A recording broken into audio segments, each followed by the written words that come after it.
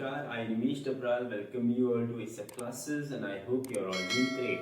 तो आज हम शुरू करने वाले हैं हमारे फंक्शंस की एक्सरसाइज को। हमने last video that is part 6 में हमने किया था कि अलग अलग टाइप के फंक्शंस क्या होते हैं, वन वन ऑन टू, फिर बाइजेक्शन फंक्शन हमने देखा था क्या होता है, और फिर हमने एक्सरसाइज 1.2 का हमने फर्स्ट क्वेश्चन का फर्स्ट पार्ट किया था कि हमें उसको बाइजेक्शन प्रूफ करना था, तो हमने करके दिखाया। अब हम यहाँ से शुरू करेंगे कि फर्स्ट क्वेश्चन का जो सेकंड पार्ट है वो क्या बोलता है, और फिर यहाँ से एक्सरसाइज पूरी हम करना शुरू कर देंगे। तो चलिए बिना किसी डिले के हम शुरू करते हैं।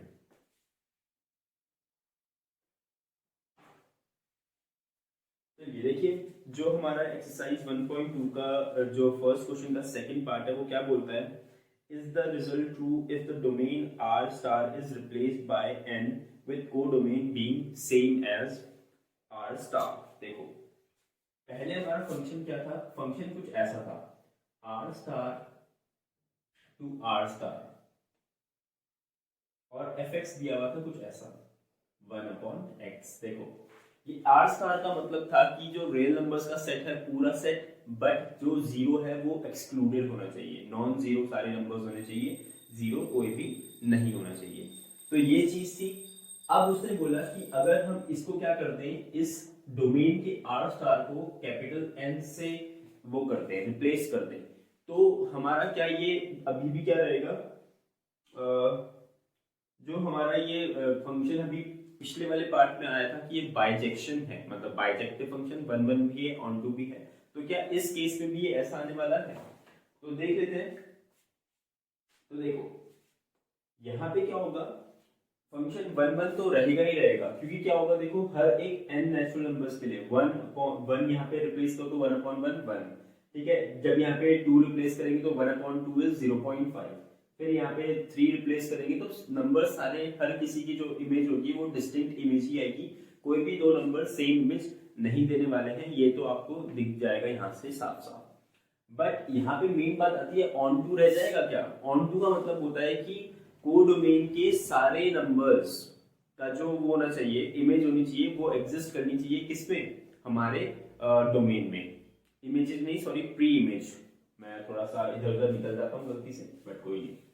तो देखिए यहाँ पे अगर हम इसको रखेंगे, हम बोलेंगे द फंक्शन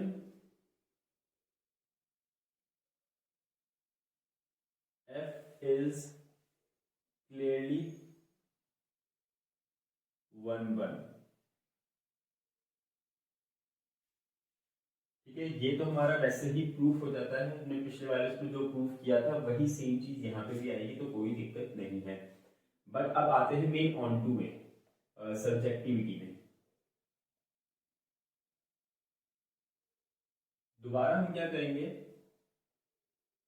सब्जेक्टिविटी के लिए हम बोलेंगे let y belongs to r star such that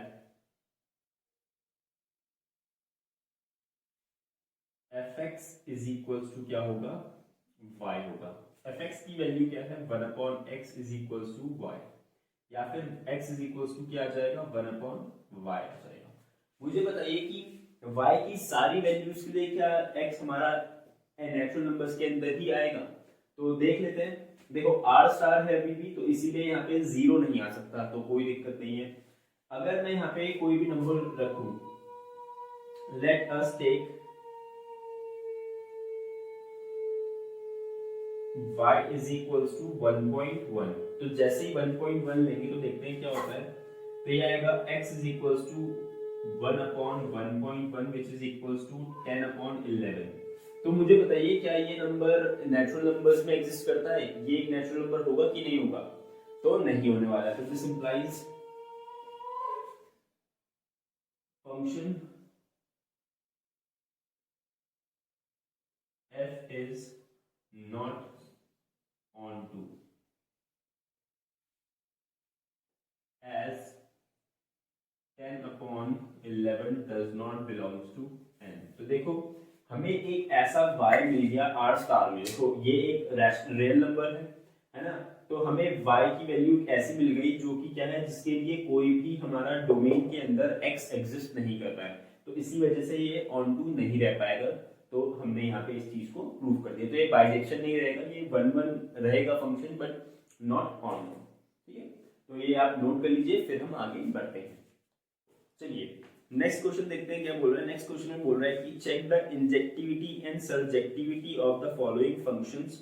तो आपको अलग अलग 5 फंक्शंस दे रखे हैं, इन सब की आपको इंजेक्टिविटी और सर्जेक्टिविटी चेक करनी है। तो ये मैं सारे ही कराऊंगा क्योंकि यहाँ पे डोमेन जो है, डोमेन और रेंज यहाँ पे सबका अलग अलग दे रखा है, तो हमें यहाँ पे डोमेन और रेंज को बहुत ध्यान में लेके चलना पड़ेगा। तो क्वेश्चन नंबर 2 का फर्स्ट पार्ट देखते हैं। f from n to n given by fx is equals to x square। तो ये दे रखा है, तो देख लेते हैं। तो ये क्या 1 1 होने वाला है, तो देखते हैं। तो देखो यहाँ पे हम करेंगे दोबारा इंजेक्टिविटी को proof.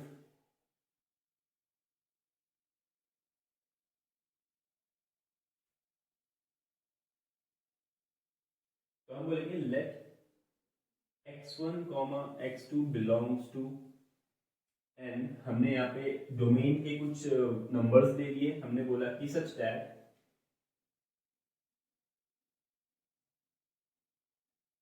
fx1 is equals to fx2। यहां से हो जाएगा कि x square is equal x1 square is equals to x2 square, यहां से इक्वल x1 इक्वल्स टू आ जाएगा प्लस माइनस x2। ये कुछ ऐसा आ जाएगा, बट मुझे बताइए कि यहाँ पे माइनस ऑफ x2 आ पाएगा, but as x1 and x2 belongs to n, therefore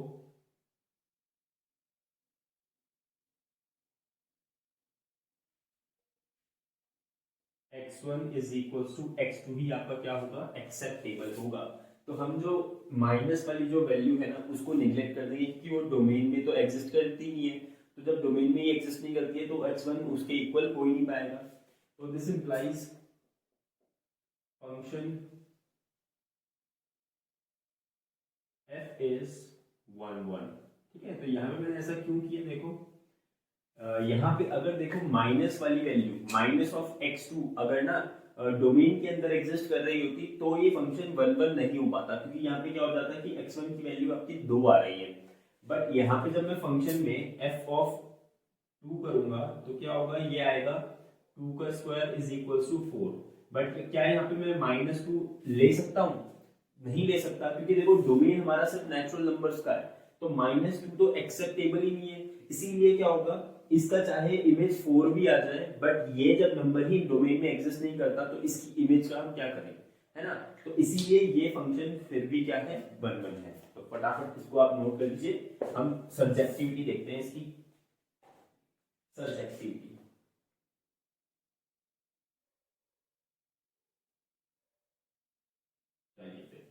subjectivity में क्या करते हैं, हम बोलेंगे let y belongs to n such that fx is equals to y। हमने बोला कि चलो y एक बिलोंग करता है हमारा, तो देखते हैं क्या होगा। तो यहां से आ जाएगा x square is equals to y, या फिर x की वैल्यू आ जाएगी plus minus under root y। अब मुझे बताइए कि यहाँ पे मैं minus of under root y ले सकता हूँ क्या, देख लेते हैं। तो यहाँ पे क्या होगा ना, अगर मैं minus of under root y लूंगा तो क्या ये इस डोमेन को डोमेन में एग्जिस्ट करेगा, को डोमेन में तो है ही नहीं। मैंने जैसा कि आपको बोला कि जो नेचुरल नंबर्स है उसमें सिर्फ पॉजिटिव नंबर्स रहते हैं, पॉजिटिव, तो इसीलिए क्या होगा, या फिर नेगेटिव नंबर्स तो आ ही नहीं सकते। तो ये जब वैल्यू को हम माइनस ऑफ रूट y को जब हम यहाँ पे पुट कर ही नहीं सकते, तो हम फिर उससे x जो निकालेंगे उसका फायदा क्या। जैसे सेम केस यहाँ पे हुआ था कि चलो मैं आपको एक और बार दिखाता हूँ कि मान लो हमने 4 पिक किया, ठीक है, 4 पिक कर लिया, तो अब ये 4 को जब मैं यहाँ पे y की वैल्यू पे रखूंगा तो ये किसकी इमेज है, ये f ऑफ 2 की इमेज है। तो ये 2 स्क्वायर इज इक्वल्स टू 4 है। तो यहाँ पे क्या मैं माइनस ऑफ 4 ले सकता हूँ, नहीं ले सकता, क्योंकि देखो जो -4 है वो कोडोमेन में एग्जिस्ट ही नहीं करता। बट ये तो चलो ठीक है, ये फिर भी क्या होगा, ऑन टू नहीं रहने वाला है। मैं अभी बताता हूं कैसे। मैं करता हूं यहाँ पे only x is equal to root y ही यहाँ पे क्या होगा आपका एग्जिस्ट करेगा यहाँ पे। बट अभी भी क्या दिक्कत है, अगर मैं let y is equal to क्या ले, कोई सा भी नंबर ले लो, 6 ले लिए चलो, तो यहाँ पे देखो x की वैल्यू क्या आ जाएगा, x इज इक्वल टू √6 आ जाएगा। और मुझे बताइए √6 का नेचुरल नंबर होता है, नहीं होता। तो क्या हो जाएगा, ये हमारा ऑन टू नहीं रह जाएगा। Here √6 does not belongs to n which is codomain, यहाँ पे सॉरी डोमेन। ठीक है, और हर बार ना ये हमेशा जैसे मैंने अभी यहाँ पे ब्रैकेट में डोमेन लिख दिया ना, क्योंकि अब देखो हमारा जो डोमेन है वो भी नेचुरल नंबर्स है, कोडोमेन है वो भी नेचुरल नंबर्स है। तो हर जगह जैसे यहाँ पे भी मैंने अभी किया नहीं था, बट आप करते रहना, जहाँ पे आप डोमेन का वो लोगे तो एन के आगे डोमेन लिख देना, और जहाँ पे आप उसका लोगे कोडोमेन वाला एन लोगे तो कोडोमेन लिख देना, ताकि थोड़ा सा क्लैरिटी रहे। तो यहाँ पे कोडोमेन, तो देखो यहाँ पे ये √6 जब एन को बिलोंग नहीं कर रहा तो देयरफॉर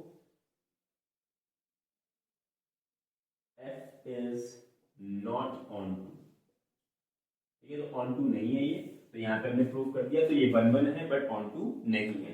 तो आप इसको वो कर लीजिए, लिख लीजिए इसे, मैं आगे बढ़ता हूँ। चलिए नेक्स्ट क्वेश्चन देखते हैं क्या बोल रहा है। f from z to z and fx दोबारा आपका है x²। तो देखिए अब यहाँ पे देखो, मैं आपको एक बहुत अच्छी चीज बताना चाहूंगा कि आप किसी भी फंक्शन को ना 1 ऑन टू आप बना सकते हो। अगर वो 1 ऑन टू नहीं है तो आप उसको बना सकते हो, उसका क्या करके, उसका डोमेन और उसका जो कोडोमेन है ना उसको चेंज करके। मतलब हर बार आप क्या करो, उसको वेरी करवा दो अपने हिसाब से, तो क्या होगा, वो फंक्शन 1 ऑन टू बन सकता है। बट इस केस में तो नहीं बन रहा है, मैं बस आपको बता रहा हूँ कि सर्टेन केसेस ऐसे आएंगे जहां पे है ना फंक्शन क्या हो सकता है, 1 और ऑन टू हो सकता है। अगर आप उसका क्या कर दो, डोमेन को या तो रिस्ट्रिक्ट कर दो पर्टिकुलर जगह पे जहां पे वो एक ही वैल्यू लेता है हमेशा, हर एक जो नंबर है वो एक ही वैल्यू अपनी ले रहा है, तो उससे वो 1 भी हो जाएगा और ऑन टू भी आप उसको इजीली बना पाओगे। उसके भी मैं एग्जांपल यहाँ पे आपको कराऊंगा तो आपको समझ में आ जाएगा कि मैं क्या बोलना चाह रहा हूँ। तो देखो यहाँ पे, अब देखो हम यहाँ पे इंजेक्टिविटी देखेंगे। तो यहाँ पे उसने बोला है कि जो हमारा डोमेन और रेंज है ना वो है द सेट ऑफ इंटीजर्स। तो यहाँ पे नेगेटिव नंबर्स भी इंक्लूड हो चुके हैं। सिंस हम यहाँ पे बोलेंगे, हम यहाँ पे प्रूव करने की जरूरत नहीं है, since f of 2 is equals to क्या होगा, 2 का square is equals to 4 and f of -2 का क्या होगा, -2 का whole square is equals to 4। This implies f of 2 is equals to क्या आएगा, f of -2। but 2 is not equals to -2, so this implies f is not 1 तो पिछले case में यही सेम फंक्शन जब इसका डोमेन नेचुरल नंबर्स था और कोडोमेन भी नेचुरल नंबर्स था, तो क्या हो रहा था कि हमारा जो फंक्शन था वो 1 आ रहा था। बट इस केस में जैसे हमने डोमेन को और कोडोमेन को चेंज कर दिया तो क्या हो गया, जो फंक्शन हो गया वो 1 भी नहीं रहा। तो ऐसा भी होता है कि कई बार आपने डोमेन और कोडोमेन चेंज किया तो फंक्शन पहले कुछ था वो ना भी रहे, है ना। तो आपकी हर पॉसिबिलिटीज रहती है। तो इसमें बड़ा आप ध्यान देना कि डोमेन और रेंज क्या है यहाँ पे, उस पर बहुत ज्यादा डिपेंड करेगी कि फंक्शन 1 आएगा या ऑन टू आएगा या बाइजेक्टिव आएगा। ठीक है, तो सब्जेक्टिविटी देख लेते हैं। सब्जेक्टिविटी, तो सब्जेक्टिविटी के भी सेम काम करेंगे हम बोलेंगे कि सिंस यहाँ पे क्या करते हैं,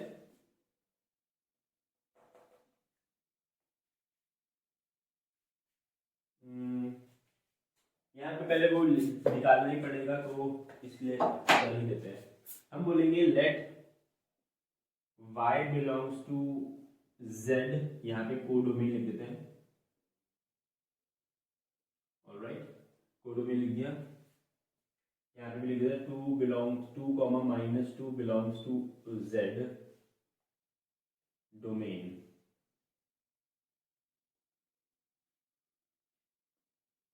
तो यहाँ पे करेंगे f of x is equals to y या x square is equals to y या x is equals to plus minus root y। अब देखो यहाँ पे प्लस माइनस दोनों ही चलेंगे क्योंकि क्या है हमारा z वही है। दोबारा हम यहाँ पे बोल देंगे सिंस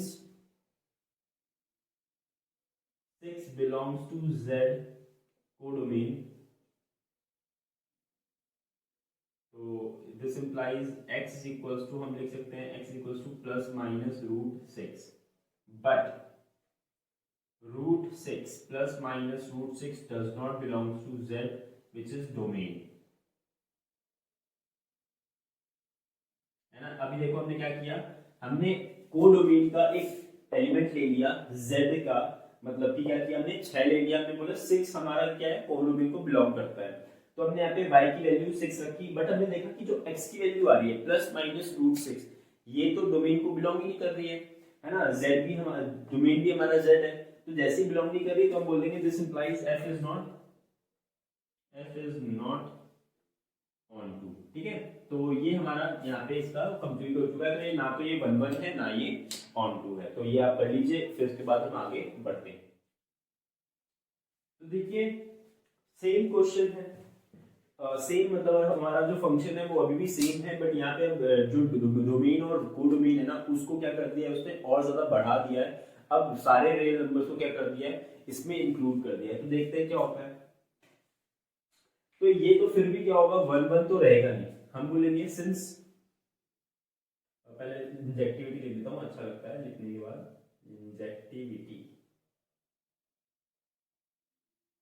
इंजेक्टिविटी सिंस,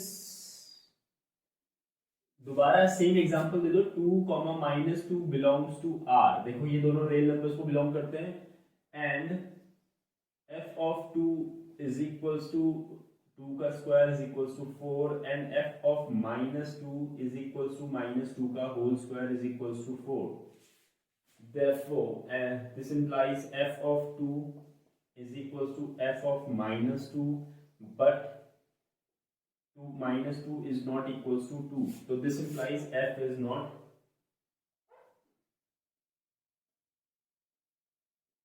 1 1। तो यहाँ पे देखो हमने बोला कि f ऑफ, वही सेम चीज बोली है, मैं दोबारा नहीं रिपीट कर रहा हूँ, तो आप पिछले वाले से ही सोच लेना, बस यहाँ पे क्या हो गया कि जो हमारा डोमेन है, यहाँ पे डोमेन लिख देता हूँ, डोमेन वो बस बड़ा हो चुका है, एग्जाम्पल तो वही ले लो, क्या दिक्कत है ना। अब सब्जेक्टिविटी देखते हैं, सब्जेक्टिविटी थोड़ा सा आपको अब यहाँ पे चेंज मिलेगी। सब्जेक्टिविटी में हम बोलेंगे दोबारा कि let y belongs to r codomain, ठीक है, हमारा इस बार जो r है वो कोडोमेन है, कोडोमेन सच दैट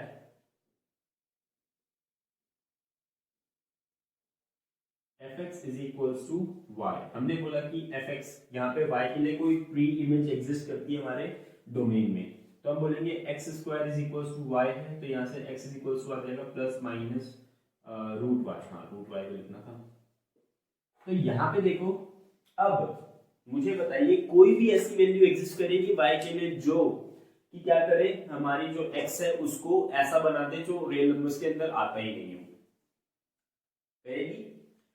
तो मैं आपको बताऊंगा बिल्कुल करेगी। अगर आपको यहाँ पे नहीं लग रहा है नहीं करेगी तो आप गलत सोच रहे हैं, क्योंकि देखो अब यहाँ पे हम बोलेंगे कि x को मैं ले लेता हूँ रूट y, ठीक है। अब रूट y लिया तो मैंने बोला कि let y is equals to -6, ठीक है, -6 ले लिया। अब जैसे ही रिप्लेस करूंगा तो x की वैल्यू आ जाएगी under root -6 which is equals to root 6 iota, है ना। आपने ये क्लास 11 के कॉम्प्लेक्स नंबर्स में पढ़ लिया है कि अब जब भी अंडर रूट के अंदर -1 आता है तो वो आइटा बन जाता है। मुझे बताइए क्या ये सेट ऑफ रियल नंबर्स में एग्जिस्ट करता है? नहीं, ये सेट ऑफ कॉम्प्लेक्स नंबर्स में एग्जिस्ट करता है, but root 6 iota does not belongs to R, therefore ये दोबारा क्या हो जाएगा, हमारा सर्जेक्टिव नहीं रहेगा। तो ये भी क्या है, neither it is 1 1 nor it is surjective. ठीक है, तो इसको आप नोट कर लीजिए, फिर हम आगे बढ़ते हैं। चलिए अब नेक्स्ट क्वेश्चन देखते हैं। नेक्स्ट क्वेश्चन भी अब थोड़ा सा फंक्शन भी चेंज हो चुका है, तो हम कर लेंगे इसे f from n to n, मतलब कि नेचुरल नंबर से नेचुरल नंबर पे जा रहा है फंक्शन, और फंक्शन कैसे दिया हुआ है, fx is equals to x cube. तो ये बड़ा अच्छा फंक्शन दिया हुआ है, बट अब देखते हैं कि ये इंजेक्टिव या सर्जेक्टिव होगा। तो इंजेक्टिविटी, तो देखिए इंजेक्टिविटी हम बोलेंगे late x1, x2 belongs to n, यहाँ पे डोमेन लिख देते हैं, such that fx1 is equals to fx2, ये हुआ। यहां से हो जाएगा कि x1 का cube is equals to x2 का क्यूब। तो देखो क्यूब में कोई दिक्कत नहीं होती है, क्योंकि अगर देखो 2 का क्यूब हो इज इक्वल्स टू 8 होता है, -2 का क्यूब हो तो ये इज इक्वल्स टू -8 होता है। तो यहाँ पे देखो साइन भी नहीं बदलता है। अगर मान लो यहाँ पे भी वही हो रहा होता, स्क्वायर वाला हाल, जो -2 का क्यूब है वो भी +8 आ रहा होता, तो यहाँ पे दिक्कत हो पाती। पर जो क्यूब होता है वो हर एक नंबर का ना डिफरेंट ही आता है, चाहे कुछ भी कर लो आप। तो इसीलिए यहाँ पे क्या होगा, हमारा इजीली हम बोल पाएंगे कि x1 is equals to x2 ही होने वाला है। क्यूब अगर हटेगा तो x1 is equals to x2 होगा। तो दिस इंप्लाइज f इज 1 1। तो हमने 1 1 तो प्रूफ कर दिया इससे। आगे बढ़ते हैं, देखते हैं सर्जेक्टिविटी में क्या फर्क पड़ता है।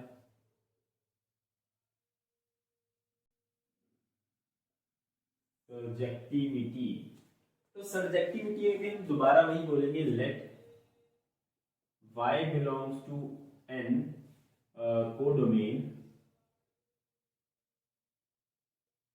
such that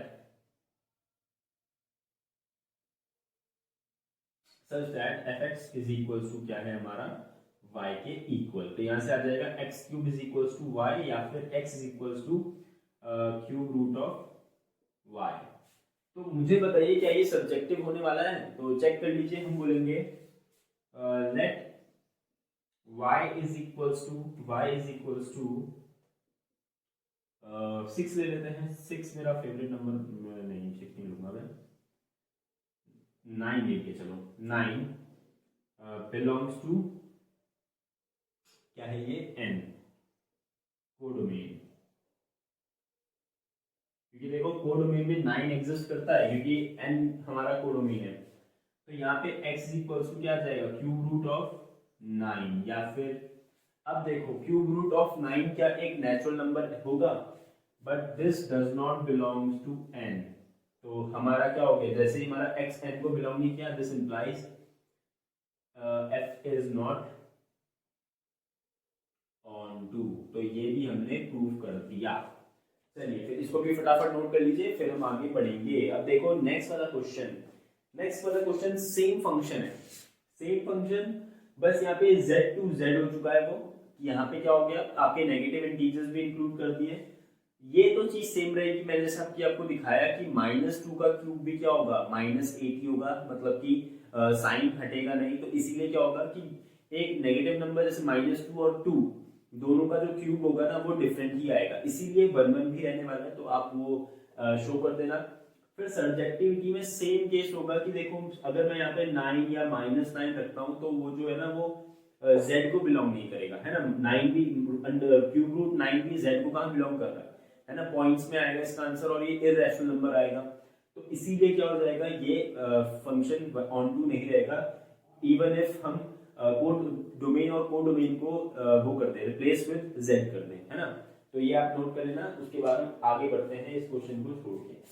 चलिए अब देखते हैं क्वेश्चन नंबर 3 पढ़ते हैं हम लोग। Prove that the greatest integer function f from r to r given by fx is equals to box of x is neither 1 1 nor onto where box x denotes the greatest integer less than or equal to x, है ना। हमारा ये देखा है उसने कि हमारा एक फंक्शन है from R to R, real numbers to real numbers, और एफ एक्स कैसा शो होता है, ये होता है बॉक्स ऑफ एक्स से। तो ये बॉक्स ऑफ एक्स का मतलब क्या है कि हमें क्या करना है, एक्स कोई भी अगर रियल नंबर है ना, तो इससे जस्ट छोटा जो ग्रेटेस्ट इंटीजर होगा इससे छोटा या इसके बराबर हमें यहाँ पे बनाना पड़ता है। मैं आपको एग्जांपल देता हूँ तभी आपको समझ में आएगा। मैंने मान लो x की वैल्यू ले ली 3.42, ठीक है, ये ले ली। अब मैंने इसका क्या किया, बॉक्स ऑफ x निकालना चाहा, तो बॉक्स ऑफ x क्या आ जाएगा, बॉक्स ऑफ 3.42। तो इसका मतलब क्या हो जाएगा कि हमें 3.42 से पीछे जो सबसे बड़ा इंटीजर दिखता है ना, हमें वो लिखना पड़ेगा, है ना, कि 3.42 यहाँ एग्जिस्ट करता है, 3.42, और इसके पीछे यहाँ पे कहीं 3 होगा, यहाँ पे कहीं 2 होगा। तो हमें इसके जस्ट इस नंबर के जस्ट पीछे जो सबसे बड़ा इंटीजर देखने को मिलता है ना, मुझे बताइए क्या इससे जस्ट पीछे सबसे बड़ा इंटीजर 2 होगा? नहीं होगा, आप बोलेंगे 3 है।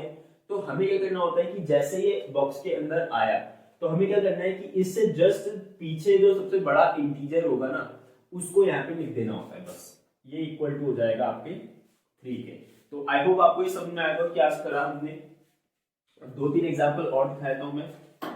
जैसे हम ले लें box of x equals to ले लेते हैं इस बार 4.9, अच्छा लूंगा 23.978। अब देखो आपको दिख रहा होगा कि ये नंबर ना 124 के बहुत करीब है ना, क्योंकि 123.9 is very near to 124। But क्या होता है जैसे ही हम इसको बॉक्स ऑफ x में डालते हैं ना 123.978, तो ये वापस खींच के इसे ले आता है 123 पे, क्योंकि आपको पता है कि अगर 123.978 यहाँ पे है और 123 यहाँ पे है, तो क्या होगा, हमें इसके पीछे देखना है कि सबसे बड़ा इंटीजर कौन सा है। तो आपको इसके पीछे जाओगे तो यहाँ पे कहीं भी दिखेगा नहीं, आपको कहीं भी, सिर्फ यहीं पे आके आपको दिखेगा कि ये एक इंटीजर है, तो आपको यही आंसर लिखना पड़ता है। तो समझ में आ रहा है आपको, चाहे कितनी भी क्लोज वैल्यू हो। जैसे मैं यहाँ से लिखूं x की वैल्यू में ले लूं 4.999999 और भी आगे चल सकता हूं मैं, बट मैं ऐसा नहीं करूंगा है। और अब क्या करूं, इसको बॉक्स ऑफ x में बंद करूं, तो box of 4.9999 dot dot dot dot ये बंद कर दूं इसको बॉक्स ऑफ x पे। तो आप ऐसा नहीं करेंगे कि आप इसको 5 लिख के 5 ही कर दो, नहीं, इसके जस्ट पीछे जो ग्रेटेस्ट इंटीजर है ना उसको आप लिखेंगे। तो इसके जस्ट पीछे वाला इंटीजर कौन सा है, 4, इसीलिए इसका आंसर 4 होगा। तो अब आपको ये चीज समझ में आ गई होगी। अब मैं आपको एक क्वेश्चन देता हूं, आप उसको सॉल्व करना, मतलब सॉल्व क्या करना, उसका आंसर बताना क्या आएगा।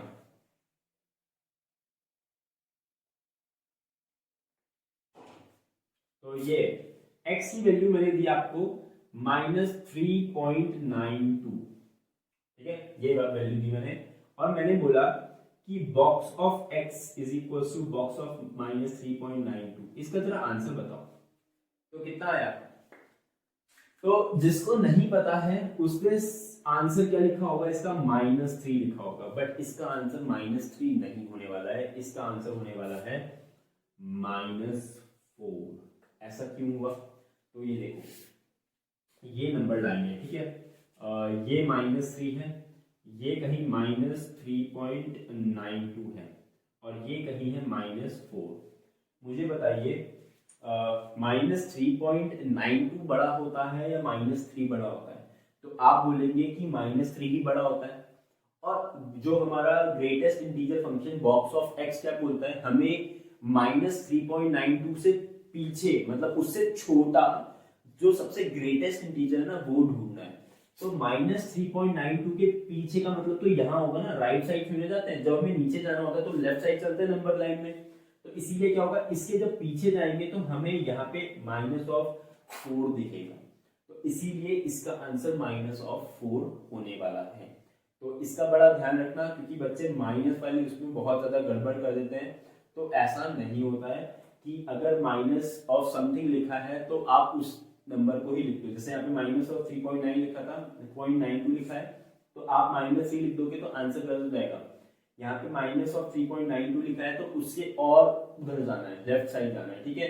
तो एक तरीके से ये याद रखना है कि ग्रेटेस्ट इंटीजर फंक्शन में कोई भी नंबर लिखा हो तो उसके लेफ्ट साइड ही चलना पड़ता है, और जहां पे पहला इंटीजर आ जाए वहीं पे रुक जाना होता है।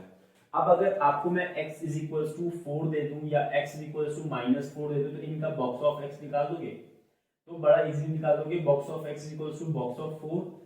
मुझे बताओ कि इससे छोटा या इसके बराबर इंटीजर कौन सा है, वो खुद 4 ही तो है, तो बॉक्स ऑफ इनका कभी भी चेंज नहीं होता। सेम यहाँ पे केस होगा, box of x is equal to box of -4, ये दोबारा क्या हो जाएगा, -4 के इक्वल ही आएगा। तो इस क्वेश्चन को करवाने से पहले मुझे इतना समझाना पड़ेगा, तो ये वीडियो में हो सकता है कि हम 3-4 क्वेश्चन ही कर पाए, क्योंकि अभी आगे भी 2-3 फंक्शन है जो मेरे को समझाने पड़ेंगे आपको। आप अगर इसका वो देखेंगे ना, ग्राफ देखेंगे, तो बड़ा आपको इंटरेस्टिंग वो दिखेगा। यहाँ पे देखो, मैं इसका ग्राफ भी आपको बना के दिखा रहा हूँ, हालांकि आपने क्लास 11 में सीखा होगा, बट बच्चों को याद नहीं रहता। 1 2 3 4 5 इतने ही काफी है, -1 -2 -3, और यहाँ पे 1 2 3, और यहाँ पे भी 1 -1 -2 -3। तो देखो, जब हमने क्या किया, x की वैल्यू 1 रखी, तो हमारा y क्या आता है, वो 1 ही आता है ना, यही होता है।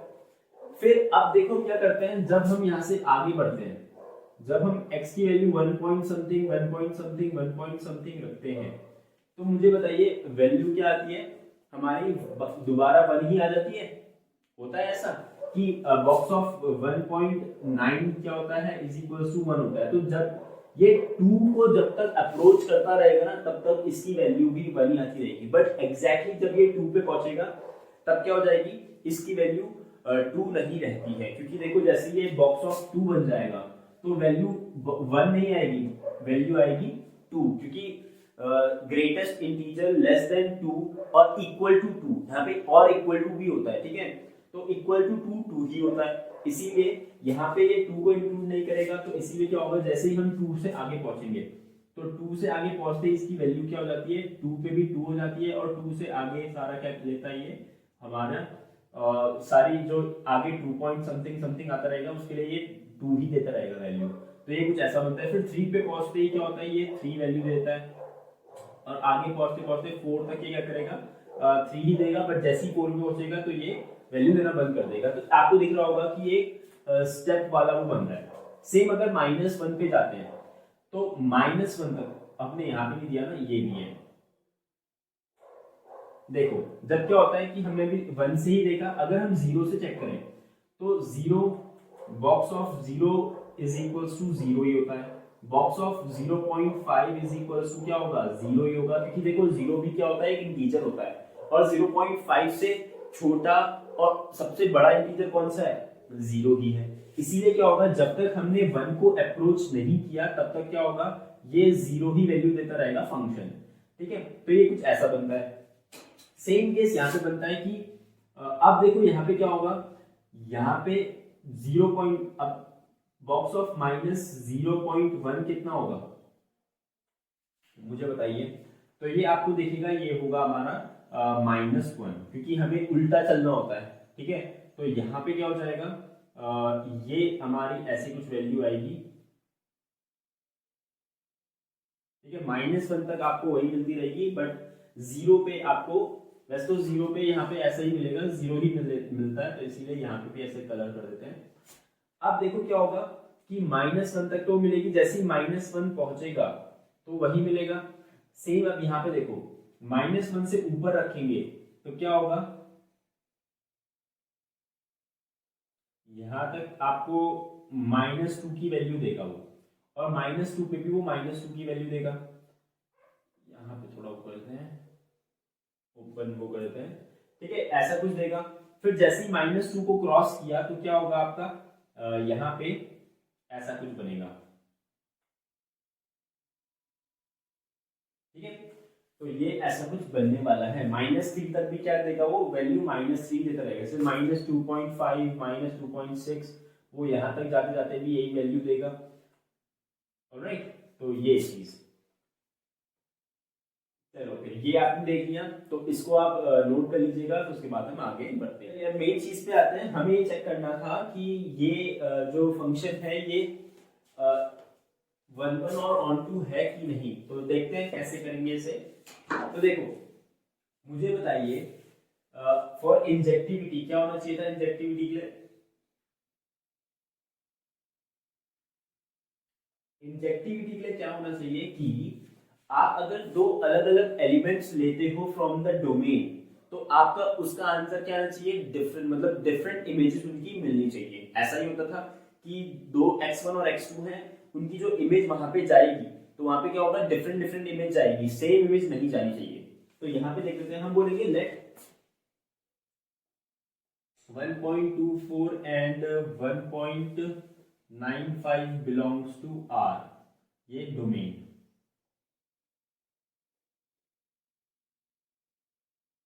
डोमेन में बिलोंग करता है ये।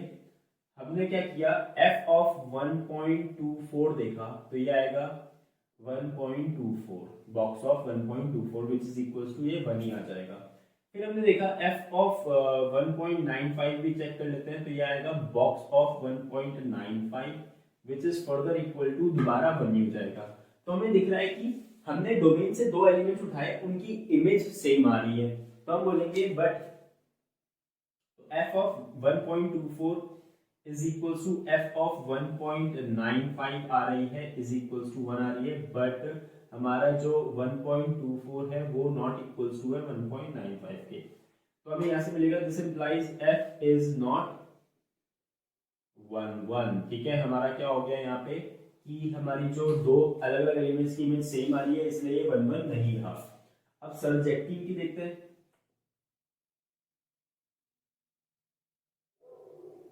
सब्जेक्टिविटी अगर चेक करें तो हमें क्या चाहिए होता है सब्जेक्टिविटी में कि अगर हम कोई भी एलिमेंट उठाएं हमारे कोडोमेन से और उसके लिए कोई ना कोई अगर एलिमेंट एग्जिस्ट करता हो हमारे डोमेन के अंदर, मतलब एज इट्स प्री इमेज, तो क्या हो जाएगा, वो फंक्शन ऑन टू हो जाएगा, और अगर नहीं एग्जिस्ट करता है तो वो ऑन टू नहीं होगा, वो इन टू हो जाएगा।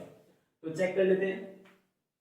मैं अगर हम बोलेंगे let us take y is equals to 1.46 belongs to R, ये डोमेन को डोमेन में।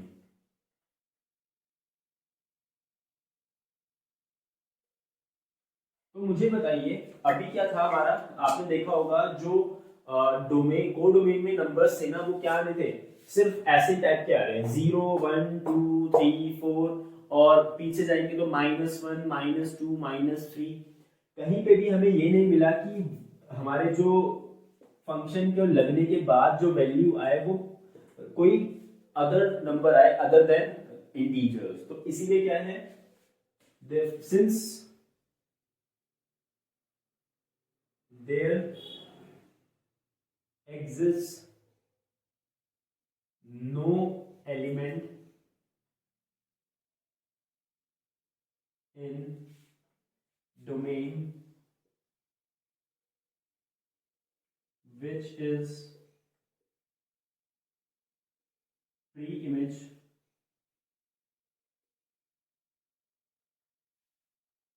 of y is equals to 1.46, therefore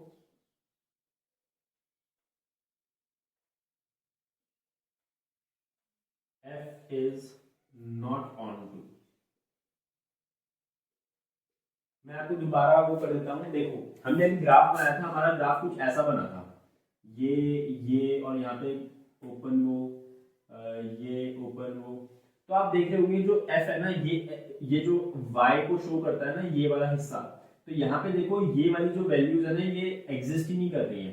जो पॉइंट्स वाली वैल्यू है ये 1 है, ये 2 है, तो जो बीच की वैल्यूज है ना ग्राफ में कहीं शो ही नहीं हो रही है ना। यहाँ देखो यहाँ पे कोई भी कर्व नहीं आ रहा है। अगर कर्व आ रहा होता तो इसका मतलब कि x की किसी वैल्यू के लिए y की वैल्यू ये बन रही है, बट यहाँ पे हो नहीं रहा है। यहाँ पे जो क्या हो रहा है, x की यहाँ पे सारी वैल्यूज के लिए 1 आंसर है, x की सारी वैल्यूज के लिए 2 आंसर है, x की सारी वैल्यूज के लिए 3 आंसर होगा, और ऐसे कर करके क्या है इस वाले फंक्शन में क्या होता है, जो हमारा कोडोमेन में नंबर्स जो आते हैं ना वो आते हैं सारे इंटीजर्स ओनली, ठीक है, इसमें इंटीजर्स ही मिलते हैं, कोई भी हमें कोडोमेन में पॉइंट वाला आंसर हमें नहीं मिलता, इसीलिए क्या हुआ ये ऑन टू नहीं रह पाएगा, ठीक है।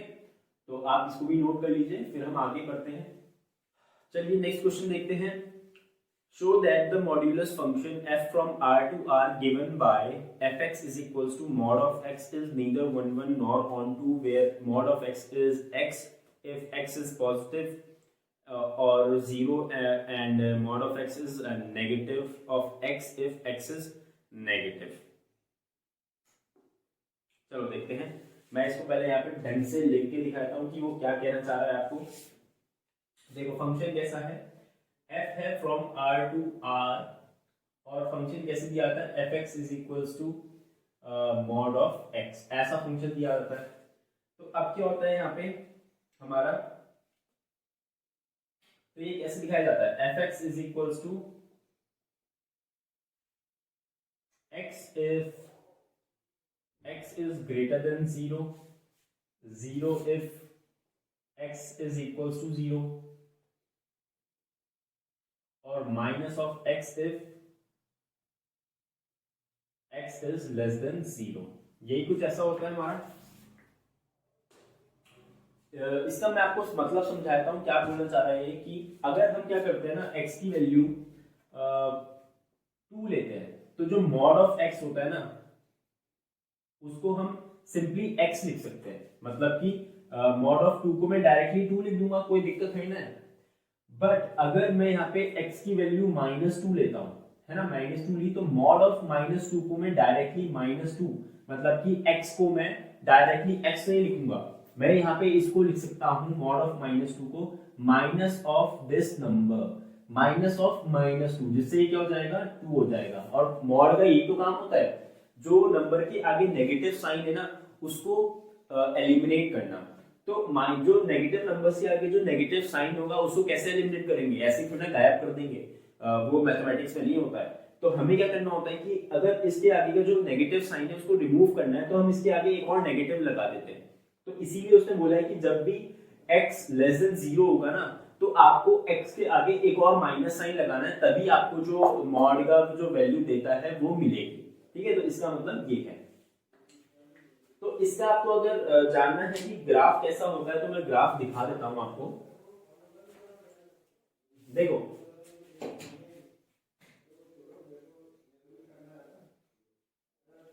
देखो क्या होता है, यहाँ पे मैं 1 2 3 4 -1 -2 -3 1 2 3, है ना, ये होता है।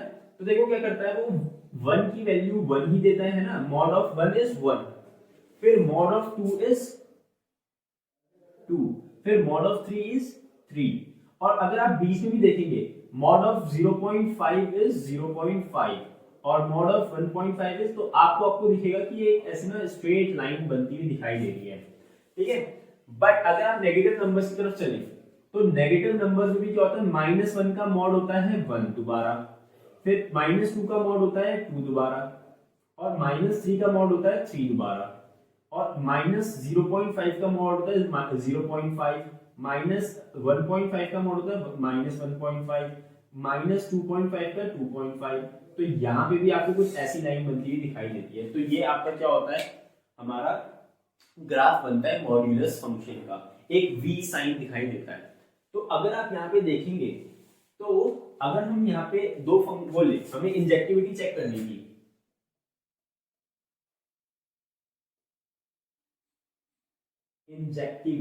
इंजेक्टिविटी क्या बोलता है कि अगर हम दो अलग अलग एलिमेंट्स लें और अब हम उनका चेक करें, इमेजेस चेक करें, तो उनकी इमेजेस क्या आएंगी, डिफरेंट ही आएंगी, और अगर सेम एलिमेंट ले तो इमेज एक ही आएगी, है ना। तो हम क्या करते हैं यहाँ पे इस इंजेक्टिविटी को चेक करने के लिए हम बोलेंगे लेट अस टेक, देखो यहाँ पे आपको दिख रहा होगा कि -2 का भी जो मॉड्यूलस है वो 2 ही है, और 2 का भी 2 ही है। तो हम बोलेंगे -2, 2 बिलोंग्स टू आर, इसको हमने एक डोमेन में एग्जिस्ट करवाया। डोमेन से हमने दो एलिमेंट्स पकड़ लिए 2 और -2। तो हम अगर देखेंगे f of -2 is equals to क्या होगा, mod of -2 which is equals to 2। फिर हम देखेंगे f of 2 is equals to mod of 2 which is equals to 2। अब देखो यहाँ पे आपको बार बार ऐसा नहीं करना होता कि यहाँ पे लिखो आप minus of -2 is equals to 2, ये लिखने की जरूरत नहीं होती है। आप डायरेक्टली क्या करो, -2 के मॉड से सीधे 2 को बाहर निकाल दो, तो कोई दिक्कत नहीं होगी, है ना। तो सीधे आप यहाँ पे 2 लिख सकते हो। बस वो दिखाने का तरीका होता है कि आपको रियलिटी में करना क्या होता है कि -2 का मॉड आपको निकालना है, तो -2 के आगे एक और माइनस का साइन लगा के माइनस हटा दो। तो यहाँ पे ऐसे दिखाने की जरूरत नहीं होती। Here f of -2 is equals to आ रहा है f of 2, but -2 is not equals to 2। आपको पता होगा कि -2 2 के इक्वल नहीं है, therefore f is not 1 1। हमने दिखाया था कि f 1 1 नहीं है। ऑलराइट, तो हमने ये दिखा चुके हैं। अब बोले subjectivity.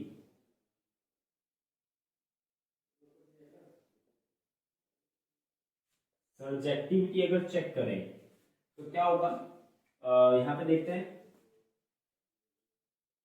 Late y belongs to r codomain, है ना, कोडोमेन में बिलोंग करता है, and mod of x such that ये भी दिखाने की खास ऐसी जरूरत नहीं है। fx इज इक्वल टू क्या हो जाएगा, y के इक्वल, है ना, y के इक्वल हो जाएगा। मॉड ऑफ x, इससे हमें पता चलता है कि mod of x will be equal to y, और यहां से मॉड हटाना चाहे तो x की वैल्यू क्या आ जाएगी, प्लस माइनस y। अब देखो यहाँ पे ट्विस्ट यहाँ पे आता है कि अगर मैं x is equal two plus y लेता हूं तो कोई दिक्कत नहीं है, सब कुछ आ जाएगा। बट क्या x is equal to minus y ले पाऊंगा? मुझे बताइए, यहाँ पे आपको कोडोमेन में मतलब कि जो भी फंक्शन की वैल्यू आ रही है वो नेगेटिव आते हुए दिखाई दे रही है, तो आपको नेगेटिव साइड में कोई वैल्यू दिख ही नहीं रही होगी। तो मैं यहाँ पे ऐसे नहीं लिखता हूं इसे, हम बोलेंगे let us take y is equals to -2 belongs to r, है ना। अब देखो जो -2 है कोडोमेन में बिलोंग करता है, आपको दिख रहा होगा, देखो r हमारा, ये हमारा कोडोमेन है, तो r में -2 बिलोंग करता है। बट हमें पता है कि there is no element in domain which is pre-image of -2, है ना। क्योंकि देखो क्या हो रहा है कि जो -2 है ना वो कोडोमेन में तो एग्जिस्ट करता है, बट वो फंक्शन की रेंज के अंदर नहीं आ रहा है। रेंज और कोडोमेन का मतलब पता है ना, रेंज का मतलब होता है कि सारी इमेजेस का क्या कलेक्शन, है ना, सेट। और कोडोमेन का मतलब होता है कि जो जिसके अंदर सारा रेंज हमारा क्या है, एग्जिस्ट करता है। बट क्या है, ये नंबर कोडोमेन के अंदर तो है, बट ये रेंज के अंदर नहीं आ रहा है। ये किसी की इमेज नहीं बन रहा है, ना इसकी कोई प्री इमेज एग्जिस्ट करती है अंडर आर। तो इसीलिए ये जो फंक्शन हो जाएगा, this implies f is not onto. Alright, ये हमारा हो गया है। तो हमने दिखा दिया कि f हमारा क्या है, ना ही 1 1 है ना ही ऑन टू है। तो चलिए आज इस वीडियो का ये लास्ट क्वेश्चन हम रखते हैं, फिर आगे बढ़ेंगे। क्या हुआ है यहाँ पे, अभी थोड़ा सा 1-2 क्वेश्चंस में और थोड़ा सा हो सकता है टाइम लगे कराने में, क्योंकि जो ये मॉड्यूलस फंक्शन और अभी आएगा आगे सिग्नम फंक्शन वगैरह होते हैं ना, इनको थोड़ा समझाने में थोड़ा टाइम लगता है। इसलिए ये जो एक्सरसाइज है ये हो सकता है कि नेक्स्ट वीडियो में खत्म हो जाए, और मे बी 1-2 क्वेश्चन और अगली वीडियो के लिए भी बच जाए। तो चलिए फिर मिलते हैं नेक्स्ट वीडियो में, तब तक के लिए मेहनत करते रहिए। धन्यवाद।